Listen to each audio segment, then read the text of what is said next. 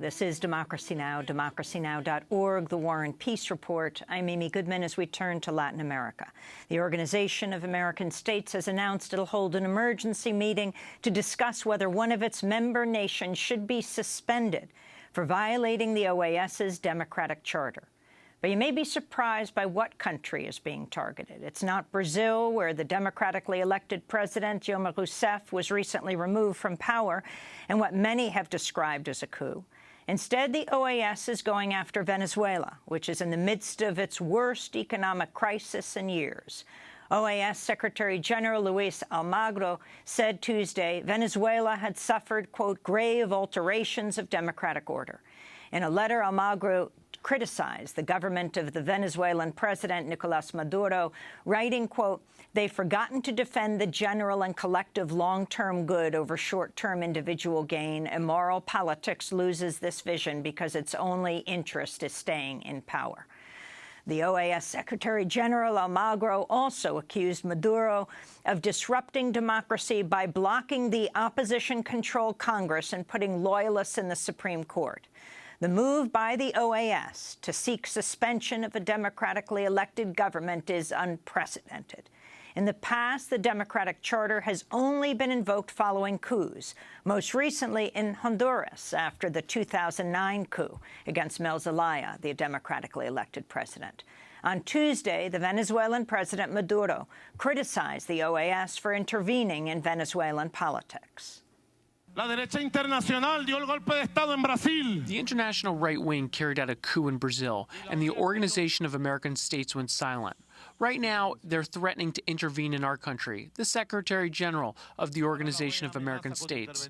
We're going to give them battle in the streets of Latin America and the Caribbean. We will fight the battle for Venezuela, for independence, for peace.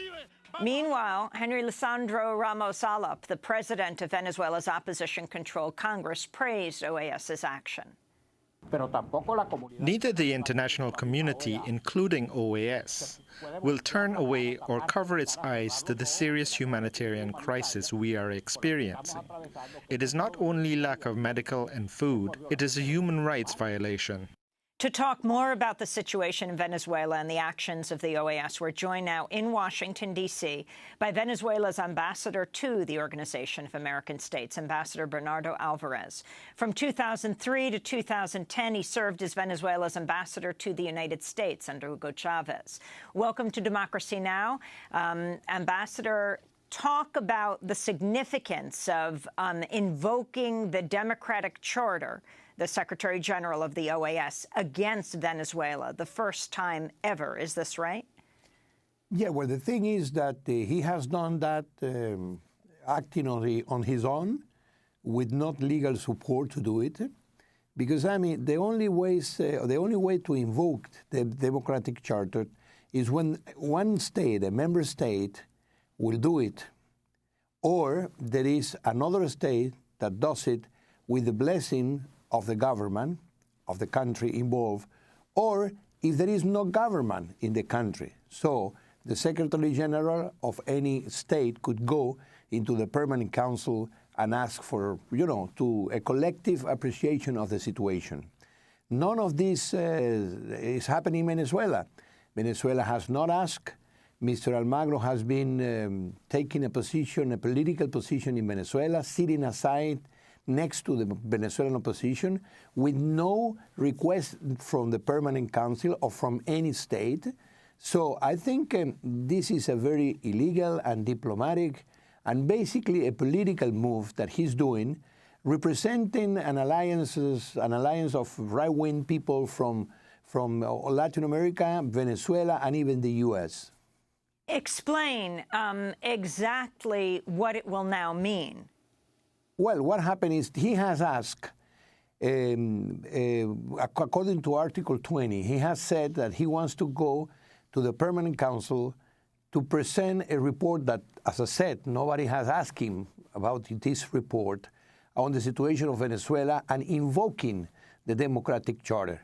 The Democratic Charter, as I said, could be invoked, basically is invoked by governments, by member states, not by the Secretary General of the organization.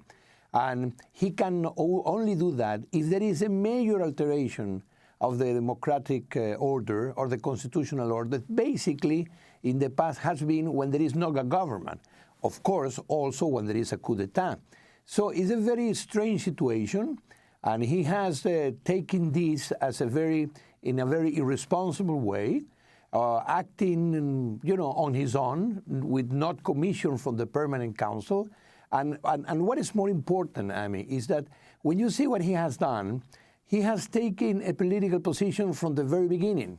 If you see, he says that he's asking a request from the National Assembly of Venezuela, and the international law, the power that represents the Venezuelan state in the OAS is the executive branch, not the parliament. And so he's saying that because he has been requested by the Venezuelan parliament, then he wants to invoke the democratic charter against Venezuela. This is a very unusual, illegal, and it goes beyond any provision of the charter of the OAS. In May, Human Rights Watch wrote a letter to the head of the OAS, Almagro, urging the international body to invoke the democratic charter to press your country, Venezuela, to restore judicial independence and the protection of fundamental rights. In the letter, Human Rights Watch wrote, since the political takeover of the Supreme Court in 2004, the Venezuelan judiciary has ceased to function as an independent branch of government. Venezuelan authorities have repeatedly exploited the justice system's lack of independence to arrest and prosecute prominent political opponents on dubious charges. Your response, Ambassador Alvarez? Well, this is the same script. Amy, when you see, I don't recall, even during my times here in Washington with Bush, I don't remember a moment when there has been such a massive media campaign against Venezuela, accusing Venezuela of everything. And this is the actions of the Secretary General are in the context of this, because he has been basically a lot of media, and he has had a lot of media exposure regarding Venezuela, and he's taken the position of the opposition in Venezuela. Imagine, those guys, the opposition, they won an election. They won the election last December, and President Maduro recognized that a minute after the National Electoral Council presented the result. And they say from the very beginning that the whole task of the new National Assembly was to get rid of President Maduro in 6 months. So this is a very undemocratic way of acting, a very undemocratic behavior. But nobody says anything. And this is the same opposition who is asking Almagro to invoke the Venezuelan Charter. But again, it's illegal, because imagine that the Congress of the U.S. goes to the OAS and asks the U.S. to invoke anything against the government of the U.S. I mean, this is not the way to do it. And as I said, he has taken political position from the very beginning. He's not a diplomat.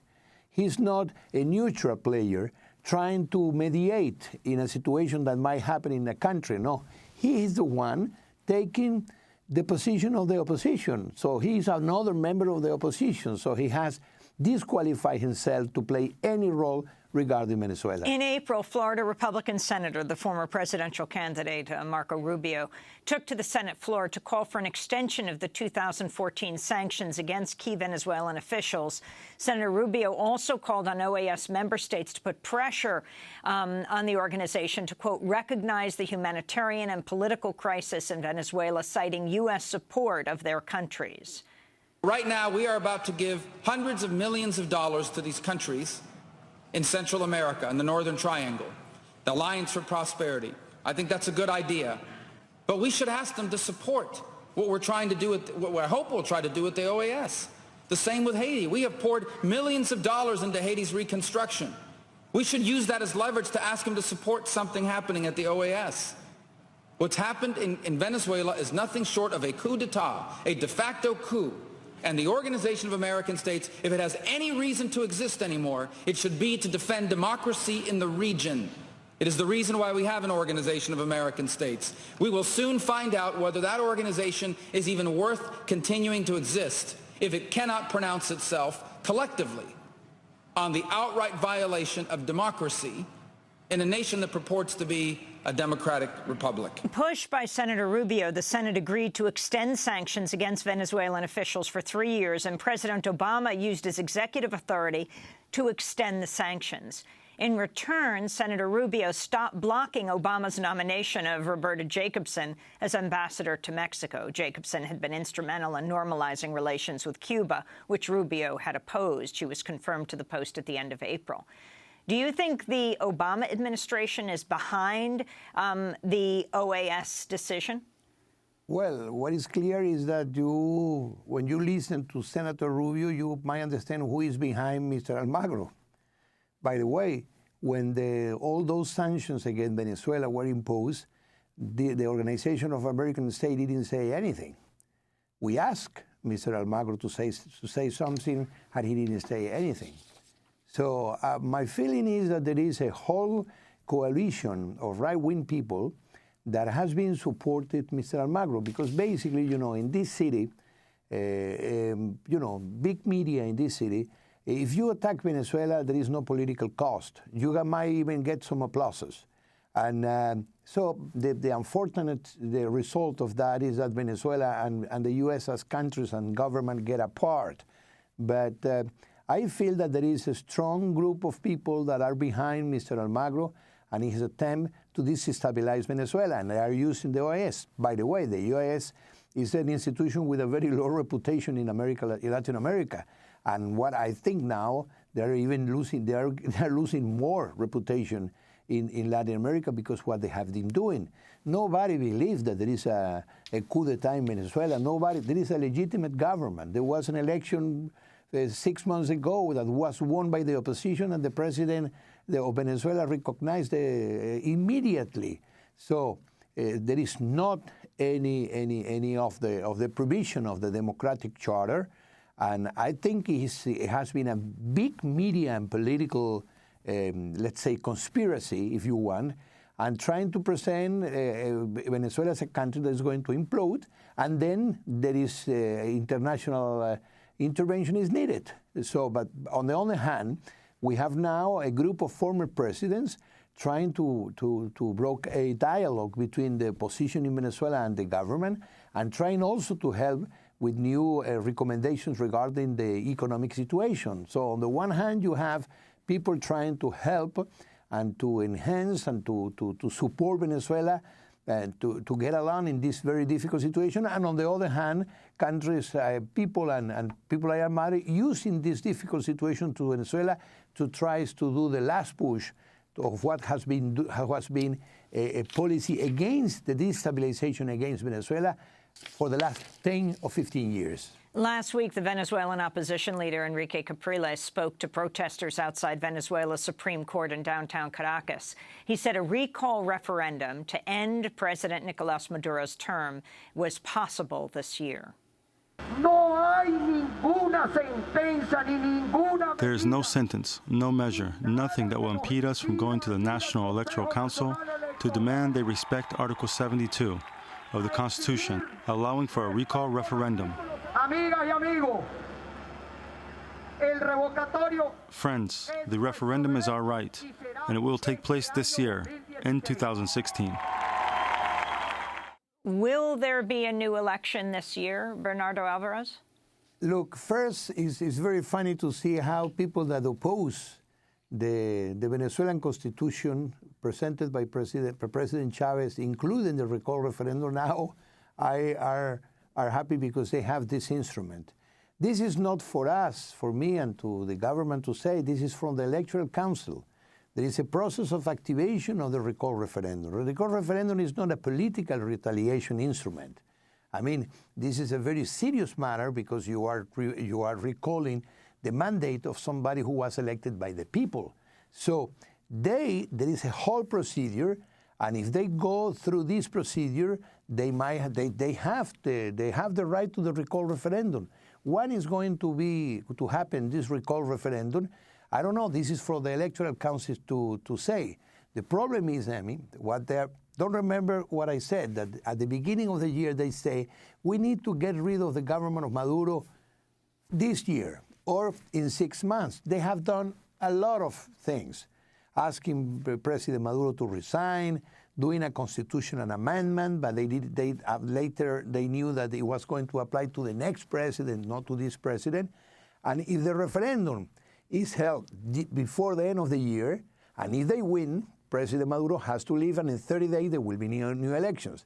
If the referendum is done in January, February next year, then the vice president has to complete the term of President Maduro. This is the whole thing. But the referendum as a possibility is always there, but there is a problem. This is a process of activation of the referendum, and they have to go through this process, and it's for the Electoral Council of Venezuela to determine that. Meanwhile, your country, Venezuela, is in a deep crisis, a deep economic crisis that hasn't been seen like this in years, triggered by low oil prices, a crisis in water shortages, blackouts, the instatement of a 2-day work week for government employees. Can you describe the extent hospitals closing? What do you feel, Ambassador, needs to be done? Well, the thing is, you know, we have gone through a very difficult process. Let me just tell you two things. First, we lost 70% of the oil income, national income, coming from oil. And we have reduced the import of Venezuela by 60% over the past 3 years. This is a major, major adjustment. We haven't done it in the traditional IMF way. We have done it in a different way, avoiding massive unemployment, avoiding increases of prices, and trying to put together a program to subsidize and to keep the majority of the social programs. It hasn't been easy because there is a lack of foreign exchange. But I think what is the real situation right now is that all Venezuelans, we have to come to the conclusion that the rentist economy, I mean the rentist society that was based basically on the oil income, is over. And we did take advantage of that for many years to do a massive distribution of wealth. And I think Venezuelans today recognize that this has been done. Now we are in a difficult process because this is a transition, and you cannot solve that in 1 month. Unfortunately, prices of oil are stabilizing a little bit, and this is going to help us. But this is a major challenge we have here, to go from a rentist economy to a more productive economy. And this is a responsibility of the government. He's trying to do, and he's doing all he can right now, but it's also a responsibility of the country. And what we see is that some sectors have been using this difficult situation to try to, as I said, do like a final push to try to destabilize and get rid of President Maduro and the legacy of President Chavez. Finally, compare what's happening in Venezuela with what's happening in Brazil, the removal of the democratically elected President Dilma Rousseff, and the response of the OAS to each of your countries.